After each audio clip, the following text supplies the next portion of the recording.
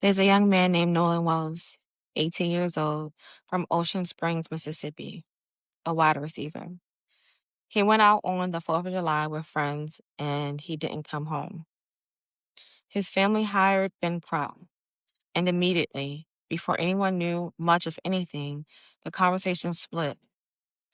Some of the internet said finally someone is going to make them look at this. The other half says, here we go again. He's making this about race. Both of those reactions came fast, and both of them came loud. But I want to slow down and notice that they are not actually answering the same question. The first group is asking whether this young man was failed, whether anyone looked hard enough, whether the people responsible for finding out what happened to him took that responsibility seriously. The second group is asking whether the story is being used, whether a death is being fitted into a frame before the facts are in, and whether people are being accused in public who have not been accused of anything in law. Those are two different questions.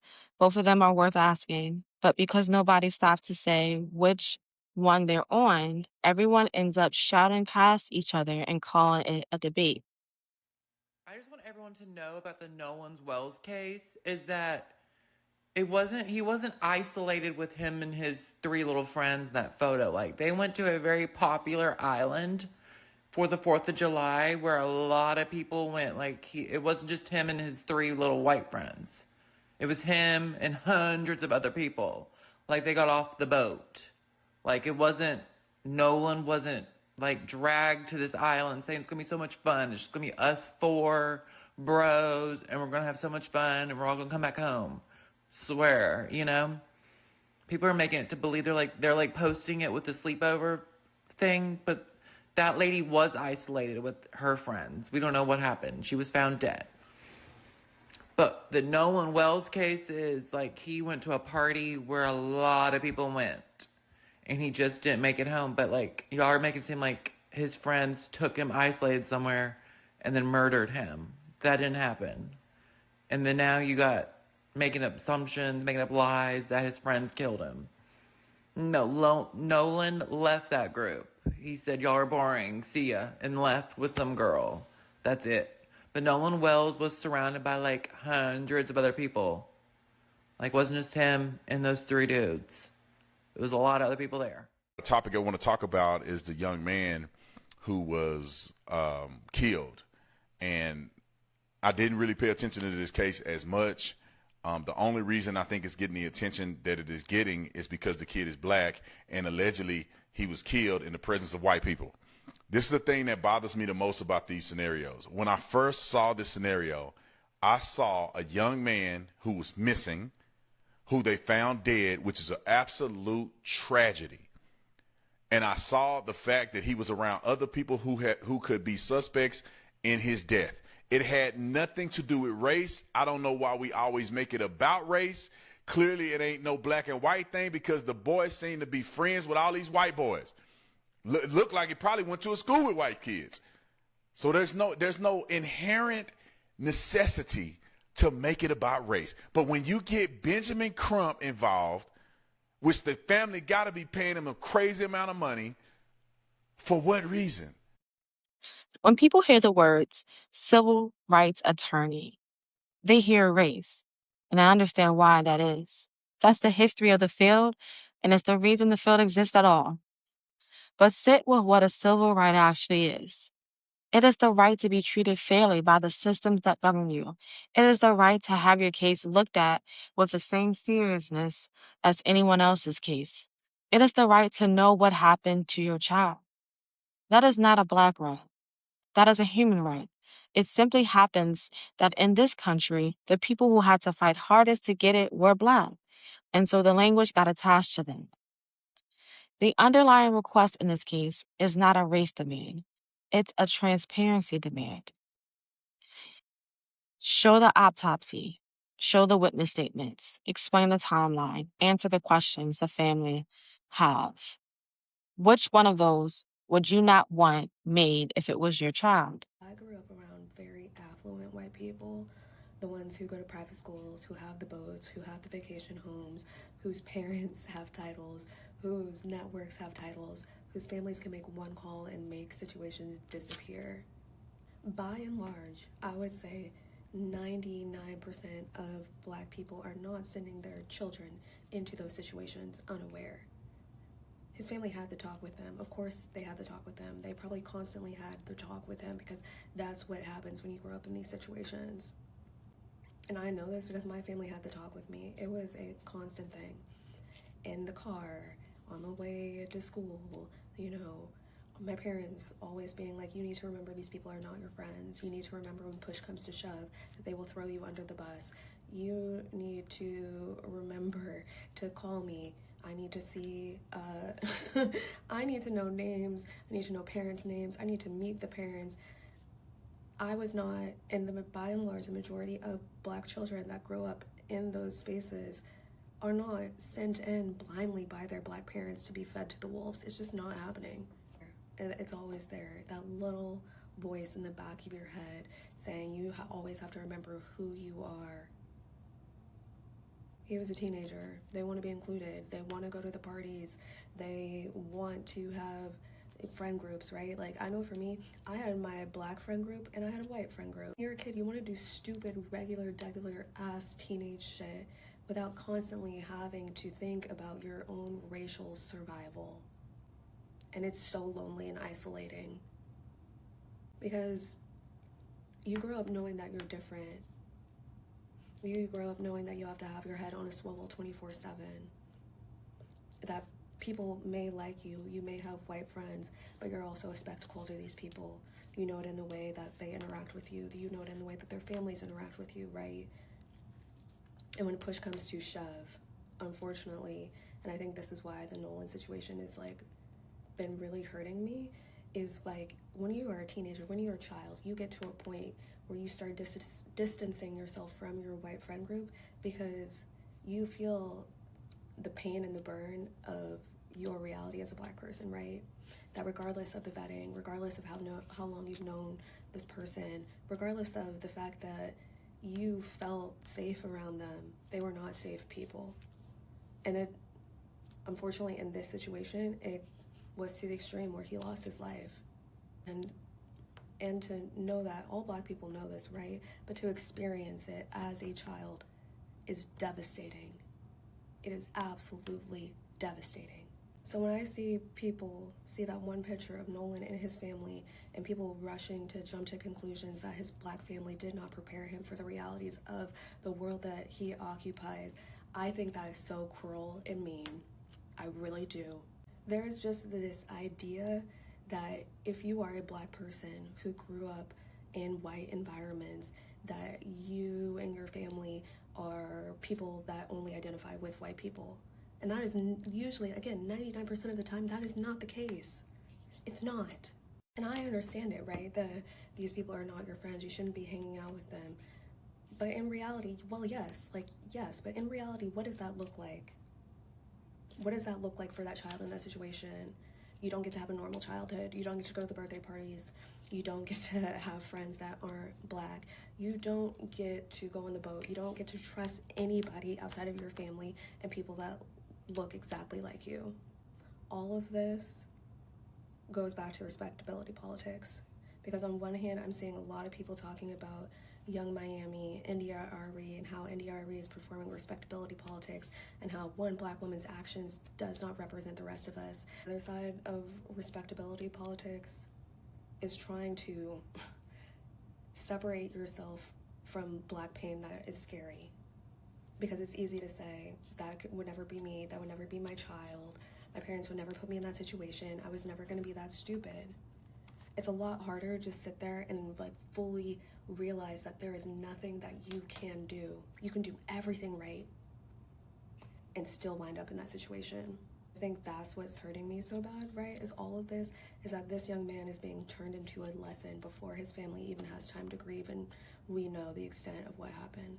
And some of y'all are doing way too much with this Nolan Wells case already.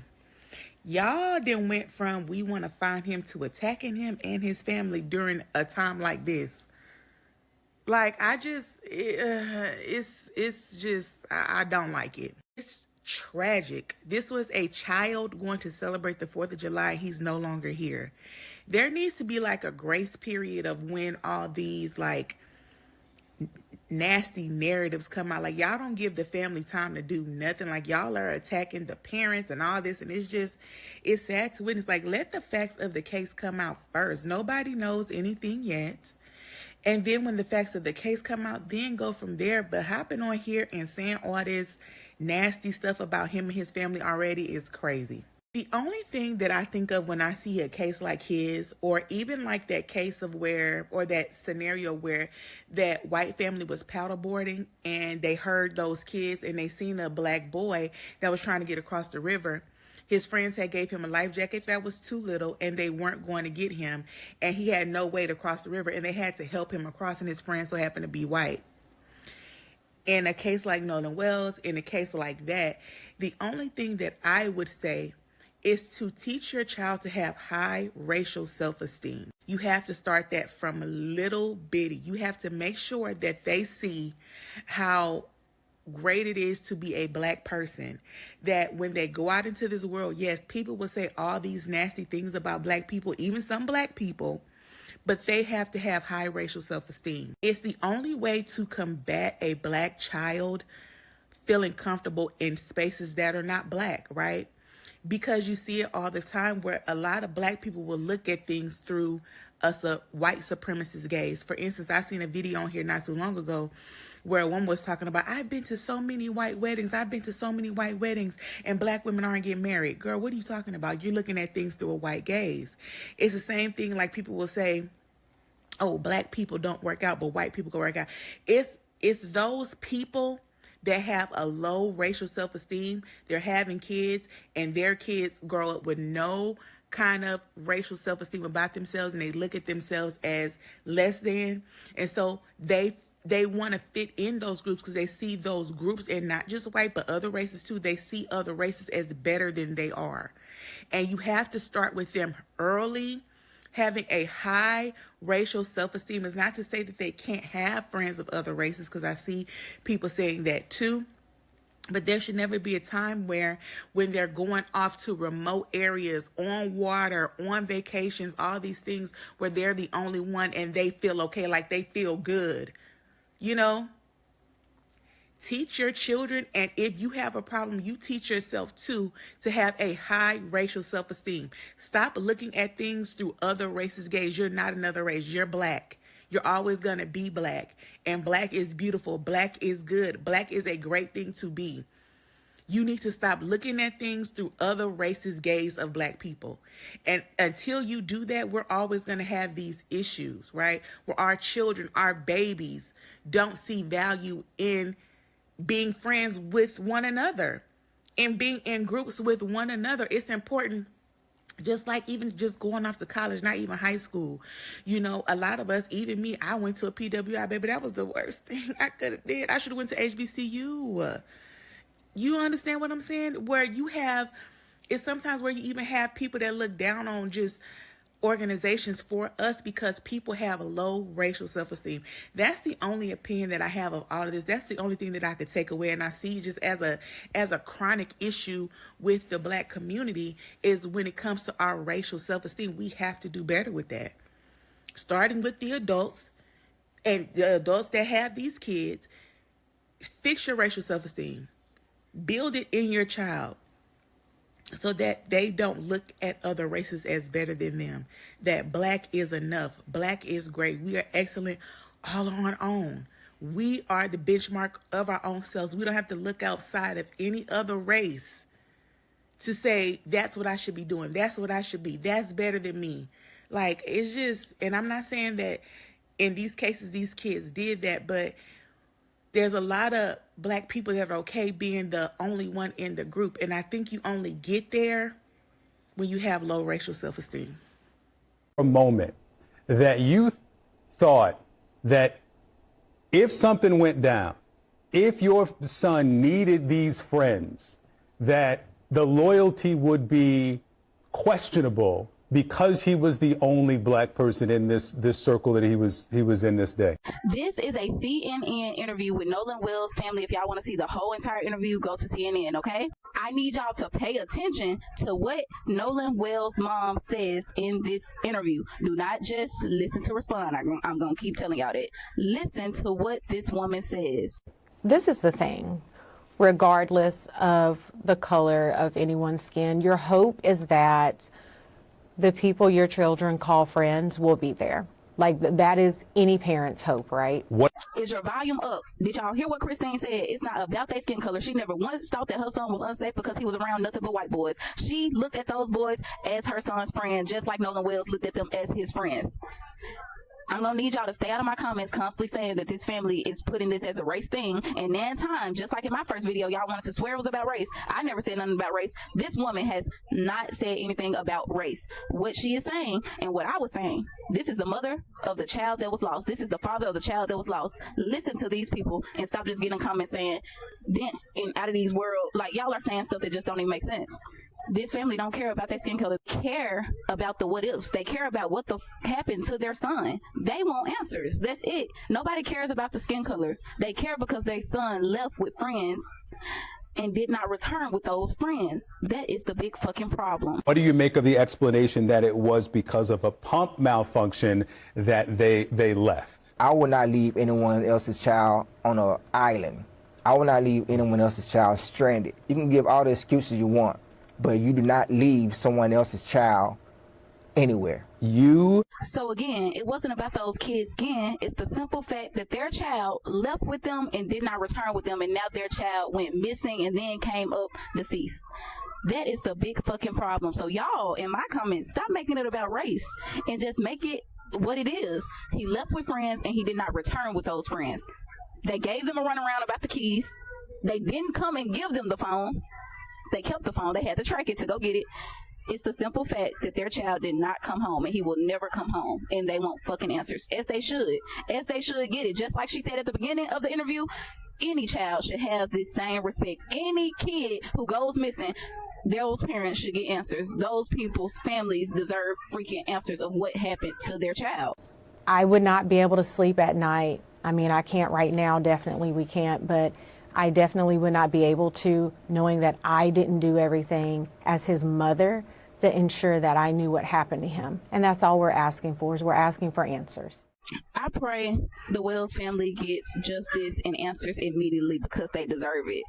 They deserve that. Like, that was their child that they lost. Like, yes, we're hurt as a community, as the world, and nobody likes this because it's such a freaking tragedy, but that family is truly hurt. We will never know what they go through unless y'all in this world know how it feels to lose a child. And I'm gonna speak on that because it's irking me every time I see people in the comments talking about they're so strong, how are they doing interviews, how are they gonna get justice for their son if they're not doing the interviews, how is their son name gonna get big if they're not doing interviews? Of course they're strong. They have to be strong right now. I wouldn't dare want to imagine what the fuck they're going through. Why would you be in the comments even asking how can they be up there and, oh my god, she hasn't cried once? That woman cries in every interview I've ever put up. I just do not put it because it's so fucking sad.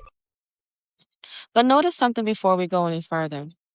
I opened by telling you about a young man who died, and with about 30 seconds, the conversation moved to an attorney.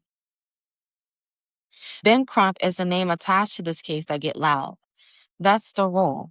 And in fairness, that's the job. He steps into the situation where the country is already flammable, and his presence tells everyone watching what kind of story this is going to be. He is, in a sense, a signal, and people react to the signal. That's what they're arguing about right now, not the boy, the signal. Because a loud case is useful to a lot of people who have nothing to do with the family. I'm white, so I probably shouldn't be saying this, but it's funny to me how y'all use this type of situation to where, oh, don't let your kids hang out with white kids if you're black. Don't let your black kids go out with white kids on the boat or the lake or on vacation or all this stuff because it fits your narrative. Where are all y'all Facebook detectives and TikTok detectives when a black man kills a black man? Don't see none of y'all then, do we? No, because it doesn't push your narrative. You don't care about black lives if a black life has taken a black life. You only care about a black life if a white life has taken it. Am I right? It fits your narrative. That's what we want to see on the social media sites. We don't want to see the black on black. We want to see only when the white kids come out here and take advantage of a black kid. And like I said, we still don't know if that's what happened. This black man could have drowned. We don't know none of that, but we're going to find out. And I'm real close to this situation. I live 15 minutes away from it. But we'll find out soon.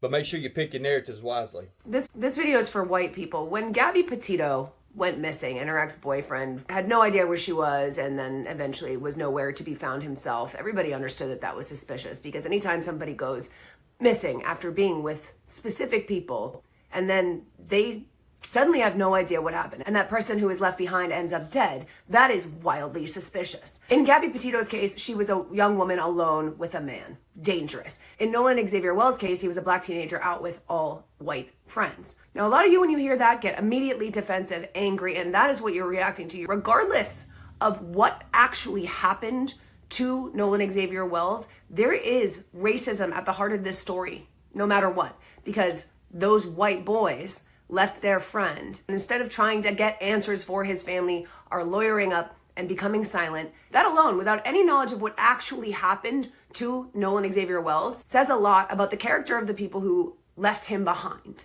We know this, and we also know that since the very beginning of this country, it has been a dangerous place to be black. This is deeply embedded into the history of this country, and it is not new, and it has not gone away. There are realities that we live in. There are patterns that we recognize that we then apply to these situations. If you are a woman or somebody who listens to women, you knew what happened to Gabby Petito. If you are a black woman or somebody who listens to black women or somebody in a group of women friends, you know that what happened to Tamla Horsford doesn't make any fucking sense. And if you are a black person, you understand the danger that Nolan Xavier Wells was in just by being out with a group of only white friends in Mississippi. What happened to Nolan Xavier Wells and what Carmelo Anthony was afraid would happen to him are linked. It's all part of the fabric of white supremacy and anti-blackness in the United States of America. After repeated deaths of black children over and over in the news, at the hands of non-black people, at the hands of police. After all that, why is it so hard for you to just listen to what the people who've been in these positions are telling you? If black people are repeatedly telling you they are raised to believe they may not be safe in these circumstances for this exact reason, and you say that's not true, that's not fair, what is it about you that thinks that all of these people are in some sort of conspiracy around racism? It's all theory to you. And you do not have the fucking character, integrity, or intelligence to take in that information from a group of other people and trust it. Because God forbid you look at who you are and the pain and suffering that you might have caused. So you have to look at a situation that is so very clearly fucked up, so very clearly shady. You have to look at it and say, but what if you guys are victimized? There's one fucking victim. He's dead. Everybody else is alive. If you want to live in a world where white people are not suspected of being dangerous to black people, then stop being fucking dangerous to black people. Do the work now to create that world, because it's not the one we live in. Imagine being an 18-year-old, 19-year-old accused of something like this. They're having to deal with the loss of their friend, and they're being found guilty in a court of public opinion and not able to leave the house. You got a crazy mob of angry black folks down on the coast, would just love to find them at a gas station or anywhere else. These folks are fearing for their lives right now, and all they're guilty of right now is having a black friend. People, and I go back to what I said at the very top of this show. Situations like this are going to lead to parents having a tough, white parents having a tough conversation with their kids about who they hang out with for a whole different set of reasons than they should. You know, it's one thing to say you don't need to hang out with that kid because they're a bad influence or this or that. The last thing you want to do is have to have a conversation with them and say, hey, look, you know, I hate this. Nolan's a good kid. I don't have no problem with him. But man, if something was to happen to him while y'all are out on that boat, all these crazy people on the internet that don't know Nolan either, but because they share a complexion, they may decide in the court of woke that you're guilty of the worst crime in the world, not murder, but racism. And they're going to come after us. They're going to come after you. Everybody's lives are going to be ruined in a terrible domino effect. And nobody wants that. Groups of people right now are seeing this, thinking to themselves, man, is it worth it? Is it worth it to have this friend, that's tough. That sucks. Those words even come out of my mouth this morning are terrible. It's a reality that these people are pushing towards. As a 48-year-old man, having the same conversation with my parents yesterday, and they brought up, they said, man, Clay, your best friend growing up was black. That was never a conversation about him being black. He lived at our house. You lived at his house. We disagree politically, but I still consider him a brother to this day. You know, my daughter, her best friend, one of her best friends, if not her best friend, a black girl. And I've never looked at her any different than any other friend. They've been spending the night at each other's house since second, third grade. Still, they were out together this weekend, you know, and I've never once, and I never would have that conversation. It's the internet and the culture going on these mob witch hunts of white people who just so happen to have the misfortune of being in the presence of somebody black when something bad happened. All right, I want to just have a quick check-in with all the white parents. White parents, how are we talking to our children who have black friends? Because the black community is talking to their children about if they can trust their white friends. So how are we as white parents talking to our white children about how they are to show up for their black friends? I had a conversation with our white son, and we also have to have conversations with our black children about potentially not trusting people who look like their parents. That those people who look just like the parents who surround them and love them might not be the safest people for them to be with. They might not be the people who are going to have their backs. So, white parents with white children, are you having those conversations about how your white children are going to show up and bring home their black friends? The controversy is the fuel. It's what makes a video worth cutting, what makes a blog post worth writing, what turns a death into a thread that runs for 3 weeks. Some people want the light and some people want the heat. And once you can tell the difference, you'll start seeing it everywhere. But I don't want to just blame the people making the content because they're only making what gets eaten. When the feed hands us noise, we eat it. We eat it fast, and we come back for more. And we do not do that with the other stories. Nobody clicks the story about a man who did the long, quiet work of changing his mind about something. Nobody shares the one about a neighborhood that fixed itself. Nobody is up at midnight watching a video about 2 people who used to hate each other and somehow over years stopped. Those stories do exist. They just don't move. And every time we skip them, we're sending a message. Attention is a vote. It's the clearest one most people cast, and they cast it dozens of times a day without noticing. So the media is not simply doing this to us. It is also reading us and giving us back exactly what we reached for. Now, here's the part I don't want to lose. The story does deserve attention. A young man is dead, and his family does not have answers. That is not noise. That is real, and it should be looked at. But it deserves attention the way the thing happening 6 blocks from the house deserves attention. Not more, the same. In this case, can be the poster for that if we want it to be. Something that got loud enough to be seen and then, for once, got used for something. Not just consumed and shared and then gone by next month when the next one arrives. That's a choice. It's available. And it starts by being honest about why we're all standing here in the first place. So let's be honest about all the sides. What I know about this case, I know the way you do from reporting that is still coming in and could look different by the time you watch this. As I understand it, the sheriff office believes Nolan chose to stay on the island. One of the boys' mother has said her son told her the same thing. As far as I know, the cause of death has been released, the medical examiner's findings aren't public yet, and investigators have suggested drowning as a possibility. There's an argument circulating about the timeline, about when and where his body turned up, and whether that sequence makes sense. That is an argument being made by his attorney. It's not a finding. There's a video going around that some people say captures an argument on the island. I don't know whether that's real. Neither do you. Neither does anyone who has forwarded 50 times. And there are teenagers whose names are now attached to a national story, who have not been charged with anything, and who may have nothing to do with it. If they're innocent, this follows them for the rest of their lives. So the criticism is fair. Why build a narrative before the facts are in? Why the press conference? Why now? That deserves an honest answer rather than a dismissal. And an honest answer doesn't start with this case. It starts with the exhaustion.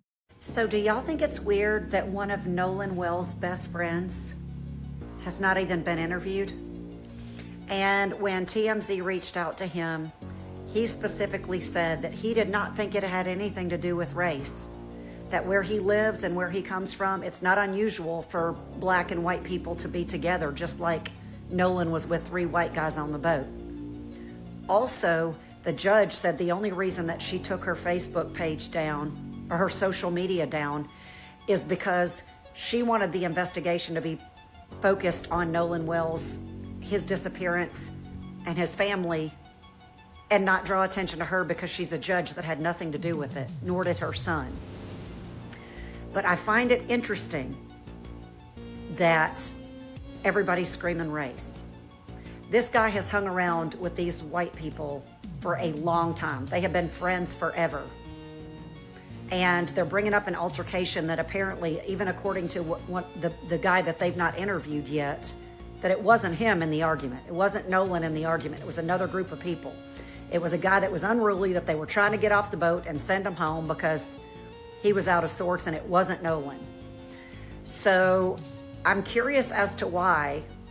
And y'all, I love every person, regardless of color, race, ethnicity, sexual preference, gender, he, she, they, I, we, it, all that. But it's very quick for people to go to race immediately because he's black or African American and his friends are white. Why is that? Because I don't think it had anything to do with it. There's a lot of people that can't swim. I don't know if he can or he can't, but like everything's gonna come out. And the fact that when there's a division of ethnicity, it always goes to race is beyond me. I don't get that because I love everybody the same. God created us all the same. We serve the same God. We came from the same God. And this should not be about race. It should be about what happened and why. Period. End of story. Done. What do you think? Good day. Serious time with TT. Nolan Wells explains why, number one, and we don't know all the details. I don't. So bear with me. Is a reason why I believe all black people need to know how to swim. It is a life-saving skill.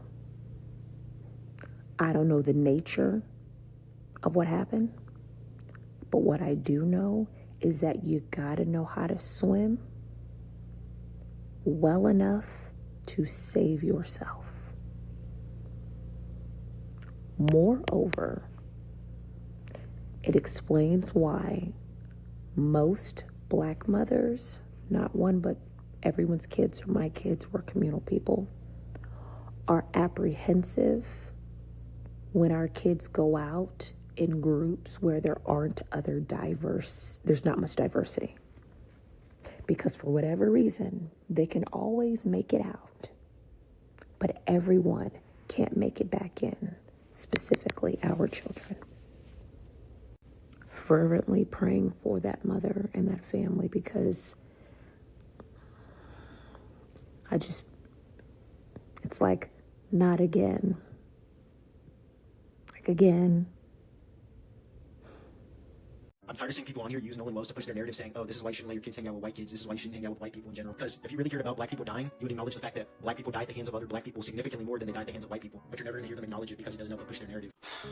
All right, let's talk about black crime, and let's see what type of response I get. Black crime overall and black intraracial crime are environmental, not racial. Poverty, ignorance, social isolation, and economic deprivation breed crime no matter what the racial group may be. Dr. Martin Luther King Jr., because they were saying the same thing about black people then that they were saying about them today, despite what your 13th disciple might have you believe. When blacks in America did not have the same rights they had today, they were less murderous, there was less break-ins. Why is that? And this has been the narrative surrounding blackness every generation of America. And this condemnation has affected other people of color and even immigrants, European immigrants, as we know with the Irish, Italian, Polish, etc. But the difference is the closer your starting point is to whiteness, the more they're willing to accept that your crime does come from poverty, and systems are implemented to lift you out of that. But when the federal government implements a commission to examine the causes of racial unrest, hoping to find a black militant conspiracy, the president's disappointed to find out that it's actually white institutions and white racism, exacerbated by police brutality, that is the real problem. And instead of following the report's recommendation of a commitment to national action, compassionate, massive, and sustained, with racial integration and equal distribution of resources as the primary goals, instead of that we get the war on substances, 100-to-1 disparity, 3-strike laws, super predators, CIA conspiracies that aren't conspiracies, they just won't admit to it, they blame it on some rogue agents, zero accountability, and the prison population going from about 300,000 to 1.8 million. Y'all love calling Kanye base when he talks about a certain group, but when he says the DEA teamed up with the CCA, they trying to lock niggas up, they trying to make new slaves, I guess you didn't hear him. And everything I've addressed in this video still exists today. The social consequences of white racism such as disparities in housing, employment, education, and policing. But let me guess, y'all think just because they don't say it out loud or because it takes time for them to admit it in the court of law or because a ruling like this was 13 years ago that all of a sudden it just disappeared and doesn't exist? I think that Nolan Well shit fake. I think the shit fake, bro. Because like I watched the video of this young nigga and he said some real shit. How the fuck is you from Mississippi and you ain't got a black... It is very obvious that they are trying to rage bait us into a race war, and if you cannot see it, you must be living under a rock. Between now Nolan Wells, Cyrus Carmack, Carmelo Anthony, it's so obvious. But the thing about it is we're in the age of Aquarius right now, and the veil is gone, so everybody is seeing things for exactly what they are. And black people are tired. They're not falling for the okie doke anymore. We're tired of y'all games. The more I learn about the Nolan Wells case, the more I'm convinced that it was a Klan initiation ritual. One kid's parent is a judge, another kid's parent is a lawyer, and another kid's parent works in the jail. Happens in Mississippi on the 250th anniversary of our country, not to mention all the black people that have been found hanging from trees and the big group of white masked men marching on the Capitol. This is all Klan activity. The racism in this country disgusts me, and it's a big reason why I'm no contact with most of my family.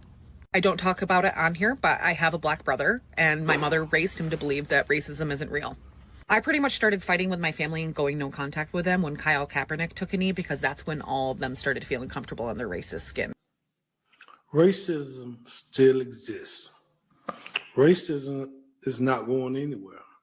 Racism is taught and being passed down from Paw to your grandfather, great-grandfather, to his granddad, to his dad, down to you.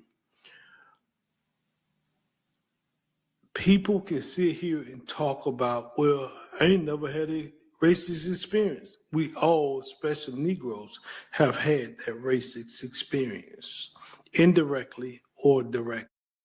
So let me talk about the exhaustion because it's a thing nobody wants to name. A lot of people are tired of talking about race. And I mean a lot of people, everywhere, or every description. If that's you, I'm not going to pretend it isn't real. But being tired of a subject and being finished with a subject are two different things. Think about a house where something happened, something real, and every time the person it happened to brings it up, the room does the same thing. Somebody sighs. Somebody looks at the floor. Somebody says, we've been through this already. Nobody in that room is lying. They really are tired of hearing it. Their tiredness is genuine. But watch what the tiredness does. It ends the conversation. And it ends the conversation without ever answering it. The people who raised it learned that raising it costs something. So eventually they raise it in the smaller voice. Then they raise it sideways. Then they stop raising it altogether and it comes out as something else. And then the family says, see, they're just difficult now. The tiredness didn't resolve anything. It just made the subject expensive. And the person still carrying it isn't bringing it up to be a pain. They're bringing it up because it was never closed. Now, scale that up to a country. There's a population being told to move on while the thing they're pointing at is still in the room. Told to be more forgiving than the people dividing are told to be reflective. One side gets asked to do the hard emotional work of letting go. The other side never gets asked to do the hard intellectual work of understanding. That's a quiet house. And this is why it takes so little to get the whole thing off. Why one image, one headline, one clip can put a country back into the same argument inside of an hour. It isn't that people are looking for a fight. It's that the argument was never actually finished, so it always sitting right there, an inch under the surface, waiting to be touched. Now, let me say something that gets lost in all of this. Culture is real and it's not the problem. People are proud of where they come from. They're proud of the food, the music, the language, the way their grandmother did things, the way their people survived what they survived, and they should be. That pride is not a disease. It's one of the better things about being human. The beautiful part of this whole experiment, this crowded, loud, uncomfortable country, is the diversity of thought that comes out of it. Different people carrying different lessons learned in different rooms, and all of it available to everyone else if anybody bothers to ask. That's an inheritance. The problem was never that people have cultures. The problem is that somewhere along the way, we decided the cultures had to be ranked, that somebody had to be on top, that one group's worth required another's group inferiority to make sense. And I know how this sounds. People roll their eyes at anything that smells like a participation trophy. Nobody wants to be told everyone is equally special. But that's not the argument. The argument is simpler than that. It's a genuine privilege to be alive and to be here at the same time as all of these other people. That's not a consolation prize. And wouldn't it be better to spend it living in peace with one another instead of fighting about it all the time? Because who made that law? Who decided this had to be a war over everything all the way down to the color of a person's skin? Nobody signed that. It isn't in a book. It was assembled by people over time for reasons that mostly serve the people assembling it, which means it can be rewritten by minds like the ones watching us, by the values we decide to expose ourselves to. And I mean the ones where there's actually a win available for everybody, not just ones where your side gets to be right. I know that sounds impossible to master, but look at what this species has already mastered. We got extraordinary good at destruction. We refined it, we funded it, we studied it generation after generation, and we passed the findings down. If a thing that hard can be mastered, then the other thing can be mastered too. We just haven't tried with anything close to the same seriousness. This country keeps trying to get over race instead of trying to understand it. Get over it is a shortcut. Understand is the work. It means asking where it started, how a category got invented, who profited from inventing it, how it got written into law, how it got written out of law and stayed in the habits. America keeps skipping to the last chapter, and then it's confused when the same argument shows up in a place that seemed unrelated. That confusion isn't proof that the conversation is fake and not to be had. We just haven't finished the conversation, and nobody feels it more sharply than people who are told they should be over it already. Because there's a group I want to speak to directly, and it may not be the group you're expecting. There are Black people watching this case who are saying, we cannot make everything about race. Stop leading with victim. I didn't live through slavery. I have not experienced racism in my own life, and I'm not carrying this as my identity. Let me say plainly what the position actually is, because it usually gets flattened into a cartoon before anyone engages with it. It is a belief that constantly framing outcomes through race keeps people small, that it hands away your agency, that it teaches children to expect a ceiling, and that a person is better served building a life than auditing a grievance. And I want to be honest about why someone would hold that. Because it's freeing. Because it's exhausting to carry a story you didn't write. Because it gets you treated better in rooms where the other framing gets you dismissed. Because you have watched people build entire personalities out of injury and did not want to become that. Those are real reasons. That is not cowardness. I'm not going to mock it. So let me offer something to sit with instead. I'm going to use this lens as a mother. A mother learns her baby cries, not one cry. There's the hungry cry, the tired cry, the wet cry, and there's the one that means something is genuinely wrong. She doesn't answer all of them the same way. She answers the kind of cry. The mistake isn't that some people cry too much about race. The mistake is refusing to learn the difference and calling every sound noise. And here's the timeline plainly. Slavery ran in this country for roughly 250 years. The nation itself is about 250 years old. Legal segregation ended within a single human lifetime. There are people alive today who were born under it and can describe it to you. Some conditions leave remnants. Deciding not to look at them does not remove them. Now, on the other hand, the part that has to be said to the people crying loudest. Being wrong does not make you correct. Suffering is not evidence. A person can have been genuinely harmed and still be reading this particular case wrong. And if you can't hold those two things at once, you aren't looking for truth, you're looking for a verdict. So yes, everything cannot be about race. That has to be true, or the other words stop meaning anything. And there has to be room for people who are worn out on every side of it. And also, it takes an enormous amount of work to be seen as human. And no one can do that work alone. When a group asks to be seen the way it sees itself, the other group has a choice about whether to take that seriously. That's a gamble, and they get to make it. But the same rule cuts back. If your answer to that gamble is that everyone sharing that other color must be punished, you rebuilt the machines you claim to oppose. A category doesn't come apart by being used. So how would you know which cry this is? You wouldn't. Not from a couch. You would have to go look. People say social media ruins these cases, that armchair investigators poison the wells, spread unverified video, and turn grief into content. Sometimes that is exactly what happens. But visibility is the only leverage most families have.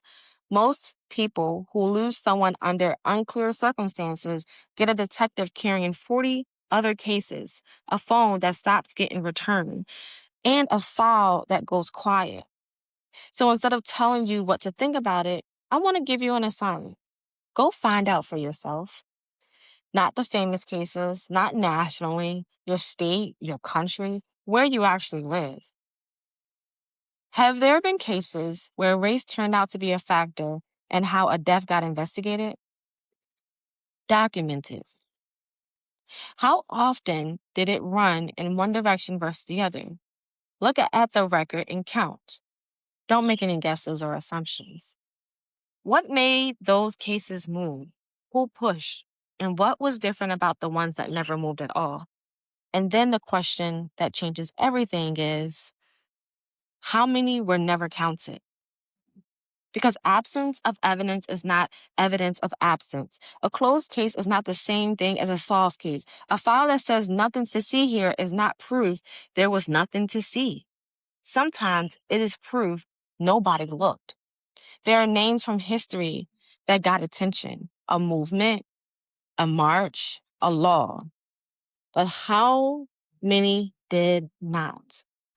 How many were quietly closed and were about race? How many were quietly closed and were about nothing more than neglect? Nobody knows those numbers. And that's the point. And the reason nobody knows it is a finding. So look in your own state. Come back and tell me what you found. And when you do, you're going to notice something that changes this whole argument about whether the public should be involved at all. You're going to notice how many cases there are. Not the famous one, all of them. Open, cold, half closed, filed, and forgotten. The number is staggering. Why is it so high?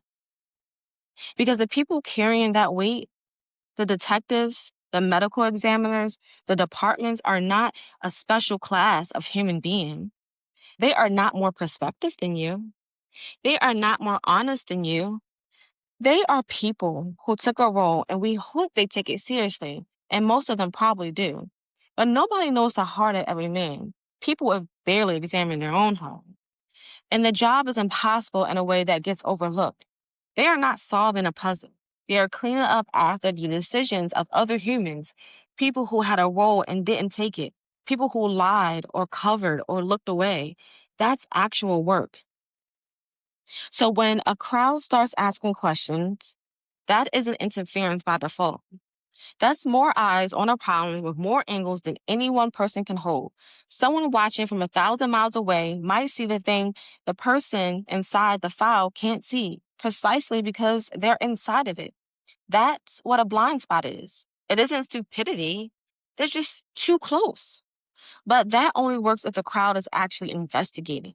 If it's a mob assigning guilt from a feed, it's worse than useless, it's harm, and I imagine that you have the ability to remove that from your feed or avoid it. So my dad was an educator and an engineer, and one of the lessons that I am so grateful for as an adult is him teaching me the difference between subjective and objective information and how to respond to both. I only bring this up because in my most recent post, it doesn't have a lot of views, but it does have a lot of subjective comments, and I'm like, this is crazy that adults don't understand the difference between subjective and objective information. If you are the direct subject of something, then it would be appropriate for you to respond subjectively. If you are not, then take the information as a whole and respond objectively. If someone walked up to me and said women don't like to cook and clean, I'm not offended by that. My response wouldn't be I love to cook and clean, because I'm not the subject of the topic, although I am a woman. Statistically, my response would be, you're right, some women don't like to cook and clean, and that's it. That's my objective response. I am not offended. I am not the subject of the topic. I am not in it. I also thought that it was common sense, or just in speaking, that when someone says something in general terms, they're not talking about all. If a father took a DNA test today, they wouldn't tell him he's 100% the dad. They would say 99.99999, because most of us understand that nothing is absolute, that nothing is all. And the people that think in terms of all are racist, ageist, sexist, because they're extreme. They don't have the comprehension to understand that there are subsets and populations of people that respond or act a certain way. Not all of them. Not all black people are ghetto. Not all white people are racist. Hello? Are we getting there? It's crazy because I'm seeing this even in comments. I'm seeing it everywhere. And it goes back to that phenomenon that was on TikTok a little while ago, the bean soup theory, where the lady posted bean soup recipe and people are like, I don't like beans. We didn't ask you. It's not about you. It's for the people that do. You know what I mean? If it don't apply, let it fly. And it's crazy that, again, that everyone has to put themselves in that. If you're living like that, responding like that, that means that 9 times out of 10, you have terrible communication skills, that everything is about you, everything is offensive to you, everything, you're on the defense all the time because you're the subject of everything. You cannot take information objectively. If someone is telling you how they feel about something, it's like, well, it's not about you. You can't even let people express themselves. That's crazy. And it's adults living like that. So it means that they're not teaching kids these lessons. Please, if you don't understand the difference between subjective and objective information, dive into it. It's important. It makes you a better communicator. It makes you a better intellectual. You're able to communicate with other intellectuals better, and you're able to respond to information in a better sense. Don't know who this is for, but I just thought I'd share it. And again, I hope you guys have an amazing day. I'm off to see the rest of my patients for today. Being black in America feels like your ancestors were given lung cancer by the government for 500 years, and the government suddenly decided to stop. But now all their descendants are literally born with one lung. And when you start to complain, hey, like, it kind of feels like our current society is built for people with 2 lungs, everybody tells you you're lazy and you just don't want to work hard. So then you try to create your own spaces for people with 1 lung. But then when they're successful, the government comes and like bombs it or burns it down or like builds an interstate through it. And they say, no, you have to participate in our 2-lung society. So you do your best to participate and you create art and music and dance to cope with your place in this 2-lung society. But then all the people with 2 lungs laugh at you and say your art is ratchet and tasteless, and then they ban it. And then a few years later, they copy exactly what you did and sell it to the world, and they say now it's good because now it was made by 2-lunged people. And then when you call them out and say, hey, actually people with 1 lung did that first, everybody gaslights you and they say, actually people with 1 lung have never contributed to 2-lunged culture. And all while this is happening, the people with 2 lungs are killing 1-lunged people every week without any repercussions. And when you say, hey, stop killing us, you get told, actually, all lungs matter. Your lungs aren't that special. So you distract yourself with entertainment so you're not freaking miserable all the time. But then the 2-lung celebrities are using 1-lung slurs. And when you get upset and say, hey, that's not okay, everybody gets mad at you and tells you you're being too sensitive. White people invented race to justify their oppression of the African people and their descendants, as well as to justify their mistreatment of the indigenous American tribes. So racism is always the aggressor. Race-based violence starts and ends with white people. Entirely different is bias. It's possible for a black person to be biased against a white person. It's defensive bias, though, because again, white people started and continued it to present day. So a black person not liking a white person or not trusting a white person on the basis that they're white is not racism. its defensive bias based on 400 years of dehumanization and history and trauma that has not been atoned for. No reparations have been made, no apologies have been given by the majority of white people. Most white people will tell you, I didn't do it, so I'm not responsible. I've never been racist to a black person. Why do they hate me on the basis of my skin color? That's racist. No, that's smart. Every time black people have tried to create their own communities, white people have come in and ruined it and destroyed it. We've stolen everything they've ever tried to build for themselves. Black creativity and culture is the most plagiarized and least accredited phenomenon in the world. To this day, everyone steals from the black community and their creativity and their artists. It's not TikTok slang, it's AAVE, it's Ebonics. You look stupid. It's not yours. It's not ours, it's theirs. It's not ours, it's theirs. The investigation into what happened to Nolan Wells is ongoing. One person watching a video probably isn't going to crack it, and I'm not going to pretend otherwise. But a lot of people are watching, and that changes what's possible. Because here's the strange gift of the internet. It exposes us, not just them, us. It pulls what used to be a private thought out into the open where it can be read, challenged, and sometimes corrected. The thing you would have muttered at the television 20 years ago and forgotten, you type now, and it stays there, and someone answers it. And once in a while, you actually change. That's rare. So there's an investigation available to you right now, and it doesn't require access to any file. It's your own motives. Here's an assignment. What do I actually believe about this case and why? Not what you're arguing, what you believe, and then the why underneath it. Keep asking why until you hit something that is a talking point. Where did my evidence come from? I want you to name the source out loud. An article, a clip, a comment, a friend who was there. Say it plainly and see if it holds weight when you hear me. Is this something I lived or something I absorbed? Did it happen to you, to your family, on your street, or did it arrive through a screen? Both are legitimate. A thing you learn secondhand can still be true. But knowing which one you're working from is harder than it sounds. The two get braided together. You read something and it lands on top of a memory, and a year later, you can't tell where one ends and the other starts. So it is a real challenge to pull them apart. But people do harder things than this every day. People untangle what they inherited from what they chose all the time, and they come out on the other side clearer than they went in. So take that time. Trace one belief back to where you actually got it, just one. You might be surprised what's holding up. Next, why am I invested? Is it because you see this in your own world, at your job, in your neighborhood, in your family? Or is it because what you feed has been feeding you? If it's the feed, that doesn't make you wrong. It means you are fed. Those are different and they should feel different. If you feel tired watching this, what is tiredness doing? I'm not going to assume you're tired. Maybe you are. But if you notice something in your chest when this video started, some part of you that went, not this again, that reaction is information. Follow it. What is the tiredness protecting? What does it let you skip? Because I'm tired of talking about race is a real feeling. But it's not an argument. It's not evidence. It does not close a case. And the reverse holds. This is about race is not a starting point either. Not before an investigation. Not as a reflex. You can't make everything about race without investigating.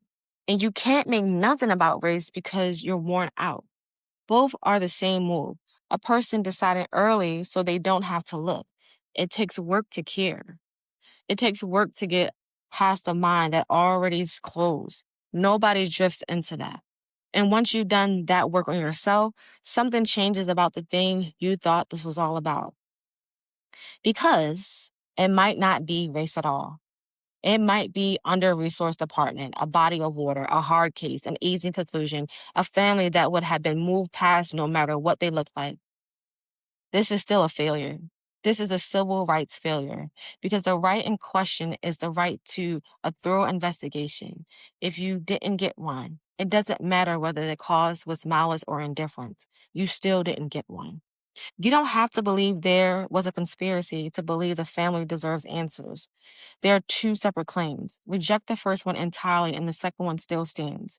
And when you separate them, you can finally see what actually is underneath. Reality is with black people, if you are white, you could be the only white person at the function. It don't matter if it's the cookout, you could be slap dab in the middle of the hood, and you could be the only white person there. And I mean the squarest of whites, sticking out like a sore thumb. You don't have to worry about what happened to Nolan. You don't have to worry about that happening to you. If anything, we are going to make sure that we welcome you. We're going to make sure that you have become a part of the family, if anything. See, we have to remember, realistically, it's a racial issue. Racism still exists. And it doesn't really have to have anything to do with a personal relationship that you have with a white friend. I have plenty of white friends. I get along with all people. I don't have nothing, you know what I'm saying? But the people around them, that's who you have to worry about. That's just bottom line. My son will never, ever be the only black boy at the function. He will never be the only black body at a function. Ever, never, ever. And I don't care. Me and Sarah could have been the closest of closest. And me and her could have grew up together and everything. And our babies done grown up together. I don't care, baby. My son, my little black boy, would not be going nowhere with Cody, Sam, and Tommy by himself. Never. Especially not in no secluded area like that. No. We just can't never be too comfortable, because at the end of the day, they are still them and we are still us. Racism still exists. Okay, it's everywhere. We can't get too comfortable around them. Rest in peace to Mr. Nolan Wells. That is such a sad, tragic situation. They were very jealous of that baby. That's another conversation for another time. Rest in peace to him, though. I hate it. And everybody if you think that them kids are not guilty, you're weird. They are very guilty, and I hope that they get put under the jail, including their parents. Do not be the token friend. Nolan Wells went out with his friends. He was 18. The friends came back without him, and now they've all lawyered up and gone silent. When people are young, they might expect the best in people. They might not be able to read when people are not truly their friends. They might not understand fully the history at play. I'm horrified by what happened, and I hope that justice is done. I also wanted to express my appreciation for one of my friends who's not Asian. She's a black woman who, when I lived in Boston, she never let me go to the train stations in the white parts of town alone. Boston is very segregated, and she made light of it. She'd be like, I don't want you to get outed.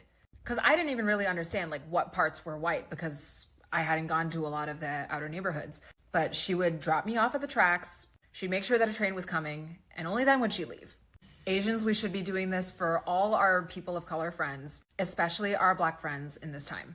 I think women as a whole generally do this a little bit more. They check in on their friends, they walk their friends to their houses, they drop their friends off to their houses, they say, hey, text me when you're home. I really invite Black, Indigenous, and people of color who are men or masculine to do this for their friends as well.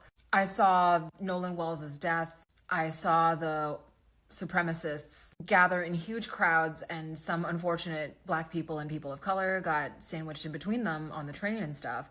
We gotta have each other's backs. Rest in power, Nolan Wells, and may justice be done. Even if you take race out of the situation, what happened to Nolan Wells is still very, very suspicious. Let's pretend that Nolan Wells was white. You know, he was just another white boy out with a group of his friends out on a boat, right?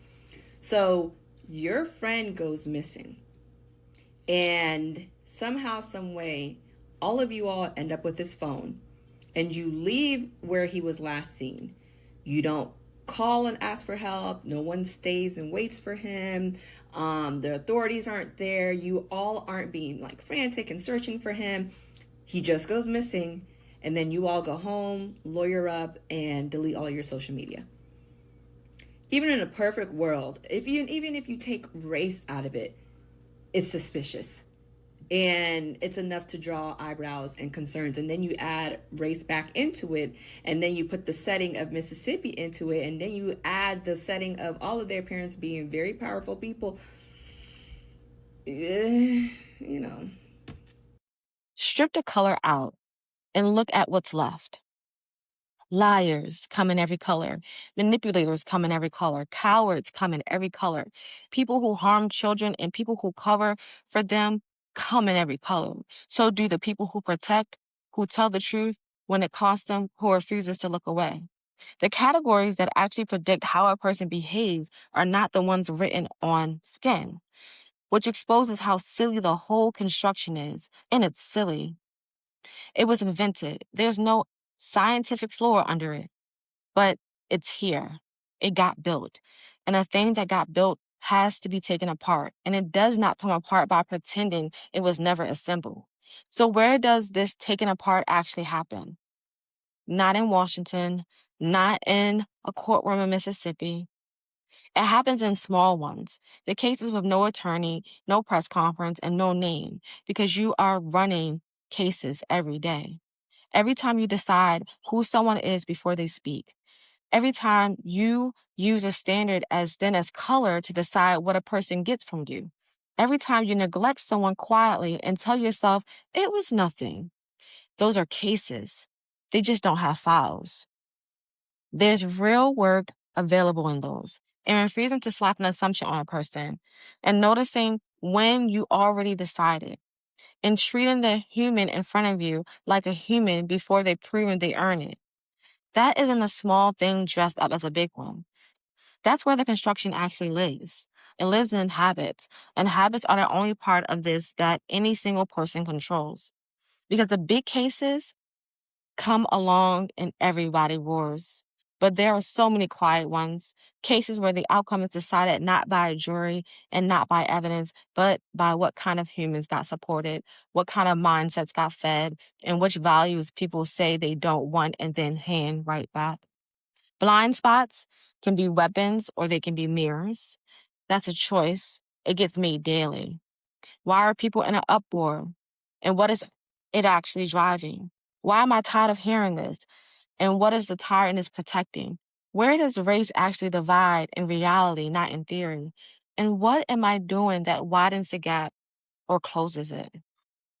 I want to talk about Nolan Wells, but first I want to say this. I've had so many white people and just a couple of black people tell me, you should stop using the F word, and maybe they're right.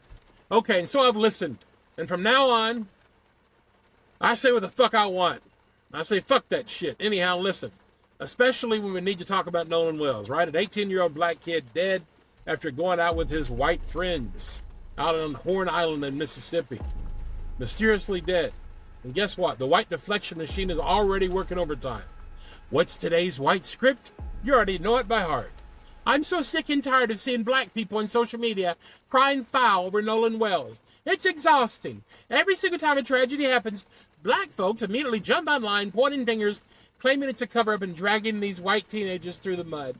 Like, why can't you just let law enforcement do their job? Why does everything have to be about race?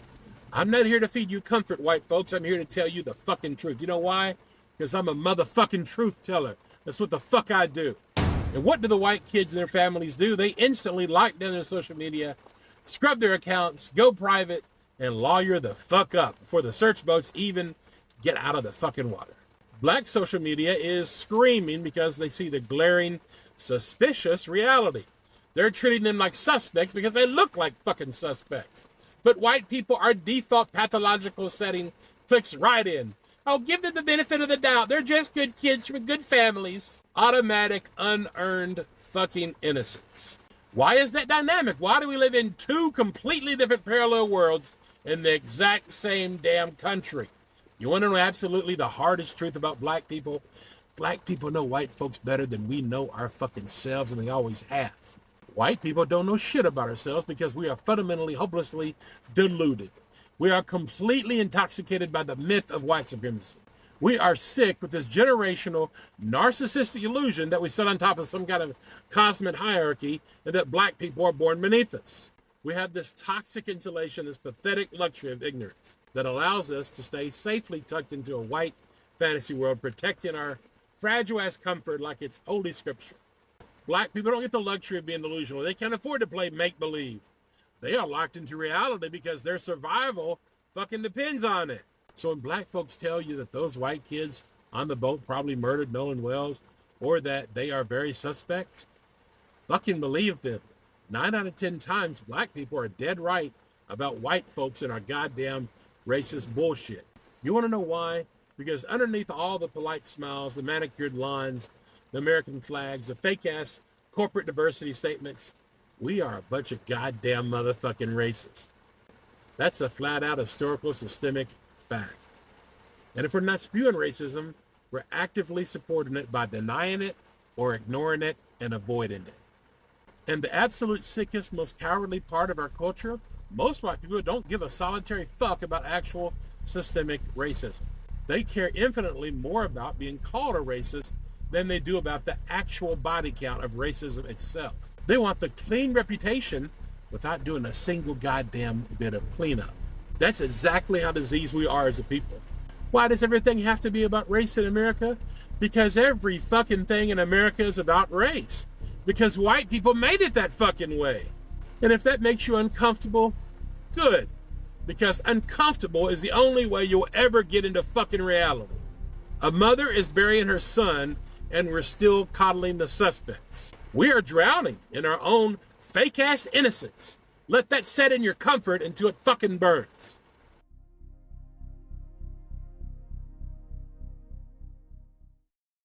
This case is getting visibility, and that's a good thing. But people go missing every day. People die every day under circumstances nobody ever explains. Most of those families do not get a national attorney, and they do not get a press conference. They get silence, and they get a file that stops moving. Care should not have to be summoned. It should not take a famous name and news cycles to get a government to look carefully at a dead teenager. That should be the floor. It should be automatic because a person died. Now, I've heard people say that some hearts simply won't change, that there are people whose ancestors hardened, who inherited the hardness whole, who will carry it to the grave, and that no video, no argument, and no evidence is ever going to reach them. Maybe that's true for some. But I don't accept it as a general rule, and I don't think you should either, because we already have proof that it isn't. Look at what influence actually does in this country. People stand outside overnight in the cold in a line for a product. They restructure their weekend around a release. They change their diet, their vocabulary, their politics, their haircut because of what they wash and who they wash it with. Human beings compare themselves to one another constantly, and it's not a flaw in the wiring. It's just the wiring. Media understands this perfectly. Marketing understands it. Everybody who wants your money understands that people move when other people move. So the question is whether influence works. We know it works. But what did we decide to point at it? And right now, an enormous amount of that force is pointed at keeping the argument going, at making sure the same fight runs every week with the same two sides generating the same heat and producing almost nothing. So try to imagine it aimed somewhere else. Imagine we made it desirable to be the person who reconsidered. Imagine we made a closed mind look like what it is, which is small, and made curiosity look like what it is, which is strength. Imagine we could convince people that unity is not something to be afraid of, that being seen and seeing other people is not a loss of anything, and that spreading out the work of caring means no one person has to carry all of it. Because caring is work. And right now, it's unevenly distributed. A few people carry it until they're exhausted, and everyone else watches them carry it and calls them dramatic. That's a distribution problem, but it can be solved. I'll say this one last thing. Degrees and accolades and titles have not gotten us very far on this. There's an enormous amount of credentials in this country and not a proportional amount of wisdom. And wisdom is the thing that actually moves a person because wisdom is what lets you sit with something you don't like long enough to understand it. Humanity could get good at peace. I actually believe this. Not because people are naturally kind, but because people are naturally imitative. And we have never made a serious collective attempt to give them something better to imitate. Right now, we're running the same exchange over and over, trading perspectives that barely serve the people holding them and calling that a conversation. We could point the influence at something else. We built the pattern, we're in it. And that means it can be built differently. And there's still value in shining light on the behavior itself, naming it, making it visible, making it harder to do quietly. Because a lot of people are worn out. We say rest in peace over the dead. We say it the way you close a door. And I understand why, because it's the only thing left to offer someone once it's too late to offer them anything. But peace was never supposed to be a thing you receive at the end. It was supposed to be a thing you live inside of. Peace is meant for the living. And we've somehow arranged it so that the only reliable way to get any of it is to die. That should bother you. Nobody should spend an entire life so exhausted that the first real rest they get is the one they can't feel. Living in peace is the actual assignment. Rest in peace is what we say when we failed at it. And here's where this lands for this case. It may turn out that race was central to what happened to Nolan Wells. It may turn out that race had nothing to do with it. I don't know, and neither do you. And the honest position is to wait. But either way, the work is the same. Because whatever the finding is, it is already clear there's work to do.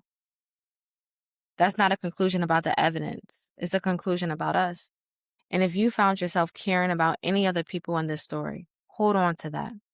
If you cared about Nolan, or about a mother who reported her son missing that night, if you cared about the boys on that boat who may be innocent and are being talked about anyway, if you cared about a girl who spoke to him last, if you cared about whoever has to open that file tomorrow and look at it again, any of them, it doesn't matter which one you pulled at.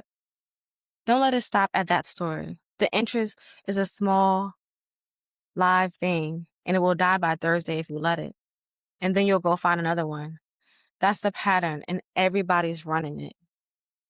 Let it become how you look at the person in front of you tomorrow, who has no attorney, no press conference, and no name that anyone knows. Let the evidence come out, all of it, from every angle.